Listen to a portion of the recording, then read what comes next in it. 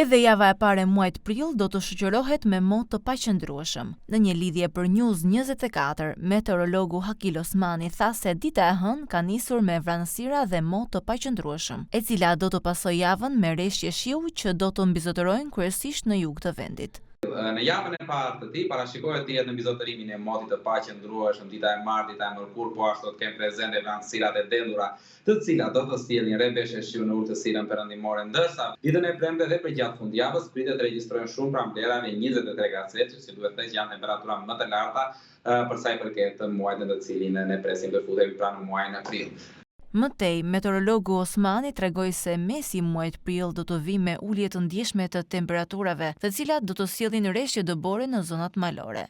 Edhe pjesa e dytë e javës do të jetë me vranësira të shpeshta, do të kemi her pas here rritje të lagështirës në ajër, çka do të bëjë që të kemi mundësira për momente të pakta me rreshje shiu. Ndërsa vetëm në zonat e thella malore mbi 1400 metra nga niveli i detit, do të kemi sërish rishfaqje të pakta të rreshjeve të dëborës. Prej ditësh, vendi ynë është përballur me rreshje intensive shiu.